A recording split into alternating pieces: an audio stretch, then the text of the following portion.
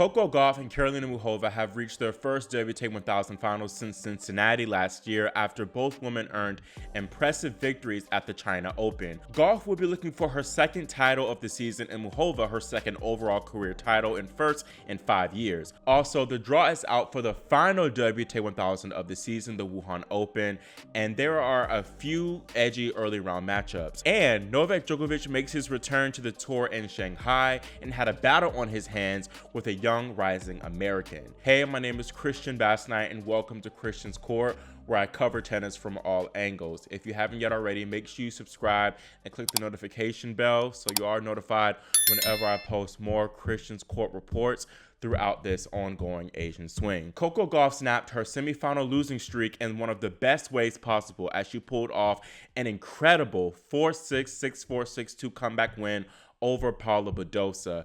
This is Coco's, honestly, it's her best win of the year. It's her first top 25 win since June, and of course, it's her first semifinal win in a minute as she lost her last 5 semifinals in a row after winning her first and only title of the season, the Auckland 250, back in January. But what really impressed me with Coco is how well she just fought back when the match really should have been could have been a lopsided straight sets loss. The first set was actually very tight, but the biggest standout deciding factor was for sure Badosa's 10 of 11 break points saved.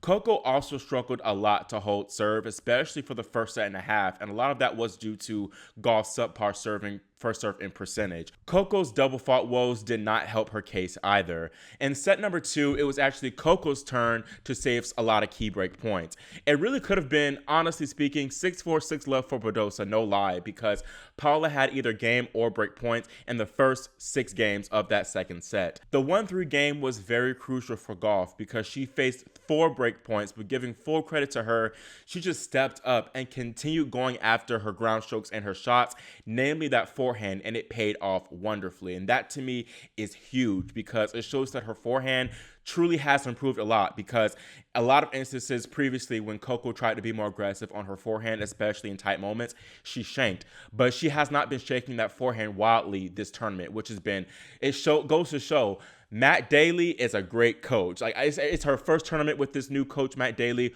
who's a grip specialist as well. And some fans have also noticed that Coco's forehand grip looks a little bit less extreme too, which I think has helped her a lot in being able to truly swing out on that shot. From 2-4 down in the second set, Coco won the final 10 of 12 games of the match, and her level definitely rose much higher. She began firing on her serve, the double faults kind of went away a little bit, and she got more routine holds. Also, Coco won a majority of the baseline exchanges. Just her ground strokes were way too solid for Badosa's, and ultimately the Spanish woman just could not match the 6th seed. I honestly did not expect Coco to win this match, but with the way that she stuck to her guns and just did not waver and rose her level whenever she needed to, whenever it was crunch time, and she faced all those break points in the second set, it was awesome to see. I previously said that Coco is not a great front runner, as whenever she has a lead, she kind of falters and makes the match more of a roller coaster. But in these last 2 matches where she got comeback wins, she won the last sets 6-2, and she kind of just low-key kind of steamrolled to victory and did a great job of handling business. As I mentioned in this intro, the China Open marks Gauff's first WTA 1000 final since the Cincinnati 2023 tournament, where she beat Karolina Muchova to win in the final. Muchova is also going to be Gauff's opponent here in the China Open final after the Czech eliminated crowd favorite Qinwen Zhang 6-3, 6-4. Karolina simply was just the more solid of the two. I'm not going to go as far in depth into that match as I did with Gauff Badosa because it was just straightforward. And it also did not help, unfortunately, that Qinwen took a nasty fall and she scraped her knuckles at the end of the 6th game in the first set.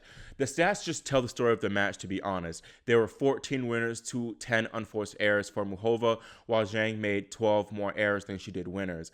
Karolina's serve was also much more solid too, as you can tell from that first serve number percentage. I got to give Muchova her credit in her 10s because she returned to the tour in late June from a 10-month layoff due to a wrist procedure too. So it's been so impressive how she made two finals now, 250 in Palermo, and then now this 1000 here in Beijing. And then also she made the US Open semifinal, and she came so close really to making the final and maybe even winning the title. She was in danger of really being outside the top 100 before the US Open as she was defending semifinal points from last year, but she really did her thing, and she proved that when she is healthy, she's just very difficult to beat.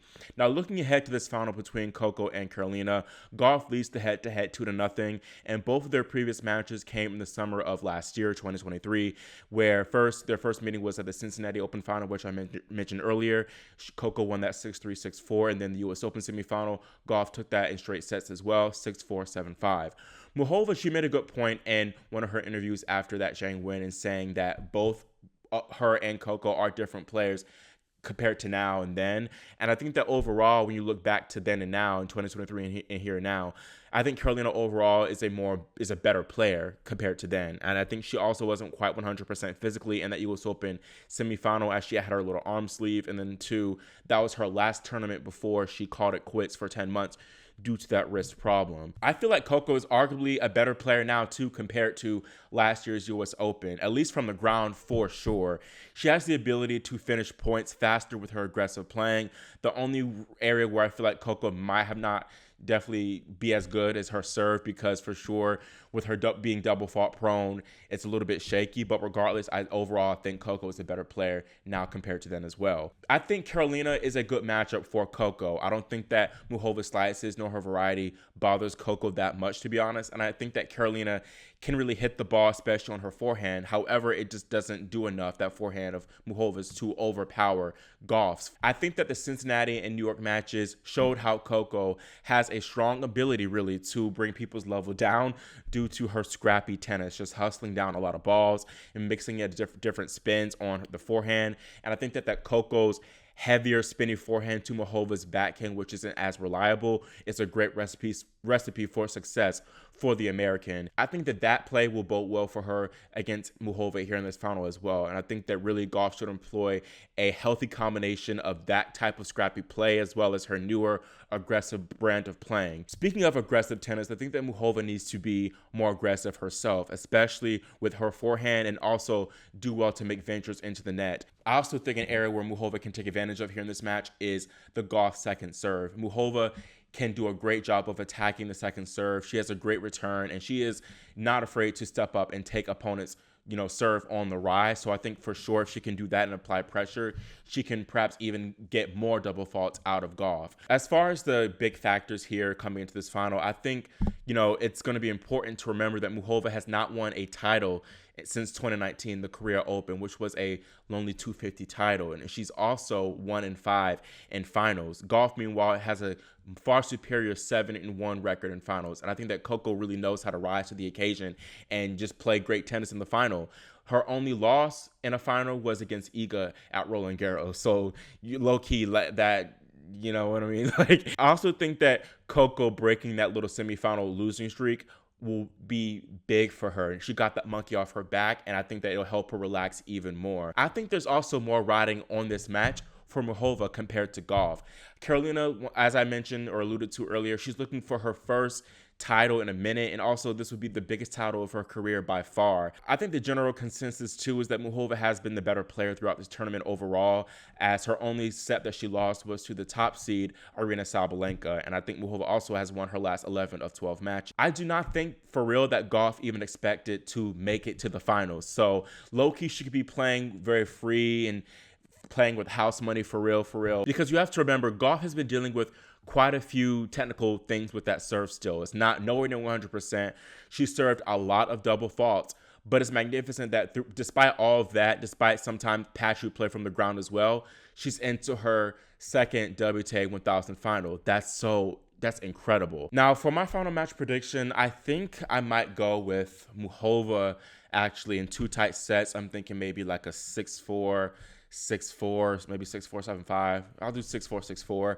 I think that Muchova winning this match in straight sets is very important. In fact, I think it might be the only way for her to win this match, unless she's pulling off a comeback win after she dropped the first set. I just find it hard to see Muchova taking this match in 3 sets because of how clutch Gauff has been and coming back from behind and winning matches in 3 sets throughout this tournament. I feel like against Coco, it's straight sets or bust, because also there's the factor of Muchova potentially faltering, and I think that if it does go the distance, Coco will just be too solid, and her having more experience in these big match stages, she would take it, I believe. The first set will be crucial for Karolina for sure, but Coco, as I mentioned too, she's already used to fighting back from set deficits. She did so the last 2 rounds, so actually last 3 rounds, including the Naomi match. So she's not new to this, she's true to this. Gauff played very strong to close out that Badosa match, and it was very promising. Badosa clearly was playing better tennis than Coco leading into that match, and that's why I picked Badosa to win. But Coco, she problem solved yet again, and she found a way. And I think for sure the same thing can happen with Muchova, which is why I wouldn't be surprised even if Coco won this match in straight sets. This one is very tight, and I can see this one going either way. However, I think Paula definitely aided Coco with her double faults in crucial moments, as well as her not taking adequate advantage of Coco's kind of weaker second serves. I think while Muchova for sure has her moments of where her game is a little bit shaky, I think that she's playing too solid for her to lose the match off of, shaky tennis and shaky form. So I think that she'll finally earn a big title for her trophy cabinet, which is why I have her winning this match. Now, moving over to Wuhan, which the main draw starts in 2 days on the 7th. Thankfully, the draw there is the draw of 62 and only lasts a week, unlike the long drawn out China Open. First, looking at Sabalenka's section, it looks rough on paper for the top seed, as she could potentially get Donna Vekic in round 3, who owns a 6-2 head-to-head advantage over the Belarusian. There's also a tight first round match down there between Beatriz Haddad-Maia and Madison Keys, and that's a rematch of their Beijing, I believe, 3rd round match, which Keys won in straight sets. The winner of that could ultimately face Sabalenka in the quarterfinals, but Emma Navarro is down there too, and she's fresh off a quarterfinal loss in the Hong Kong 125 tournament. I think that this draw will open up for Sabalenka while it looks tough on paper. She's basically the 2-time defending champion of Wuhan too, so she loves the conditions here, and I think that she's playing well too, despite that heartbreaking loss to Muchova. So with those factors in play, I think that she'll progress through to the semifinals yet again. Next, Coco Gauff section. It looks great in my opinion for the American. Marta Kostyuk is not really full of confidence right now, and I think that Amanda Anisimova would advance there to face Coco in the 3rd round, although Coco has never beaten Amanda, so I think that match will be tight and intriguing for sure.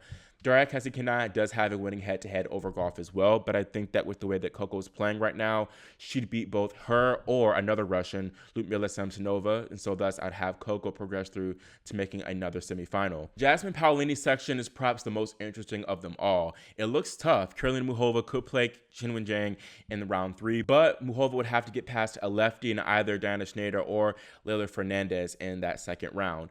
Paolini could meet Mira Andreeva, who I think is playing really well at the moment. She made the Beijing quarterfinals. I think Andreeva will actually be my pick to take this section. I think that Zhang might not even make the quarterfinals with how tough her draw is, to be honest. Lastly, there's Jessica Pegula's section, the 2nd seed, and we could see a rematch between her and Paula Badosa in the 3rd round.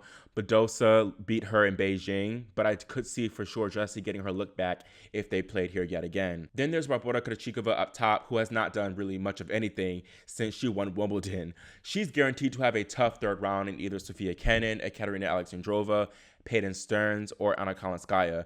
Thoughts and prayers to Krejcikova. I low-key think that one of those 4 women I just mentioned would make it all the way to the semifinals, to be honest. I have a feeling that Pegula, while she is great on the hard courts, just won't be that sharp for this tournament, and I think I'm going to go with Kalinskaya to make the Final 4. Just briefly giving my predictions, I think I'll have Sabalenka and Andreeva making it to the final, and I'll have Biklenka winning, going 3 for 3 and completing the Wuhan triple. Lastly, in Shanghai, all the top 4 were in action today, and all of them earned straight sets wins. World number 1 Jannik Sinner took care of Tower Daniel 6-1, 6-4. Second seed Zverev defeated qualifier Mattia Bellucci 6-4, 6-2, and then reigning Beijing champion Carlos Alcaraz made quick work of 19-year-old Chinese phenom Jerry Shang 2-2. And last but not least, the 4-time Shanghai champion and 4th seed Novak Djokovic won his first match since the US Open, defeating 20-year-old American Alex Michelsen 7-6, 7-6 in just under 2 hours. This was a roller coaster of a match that saw Djokovic claw back from being 1-4 down in the opener to claim it before fumbling a 4-1 lead in the second set himself. As Novak, he also had 2 break points for a 5-1 lead to serve for the match. But Michelsen, giving credit to him, he played brave tennis to escape that game, and he broke Novak the next one to put us back on serve. From that point forward, neither man dropped serve yet again.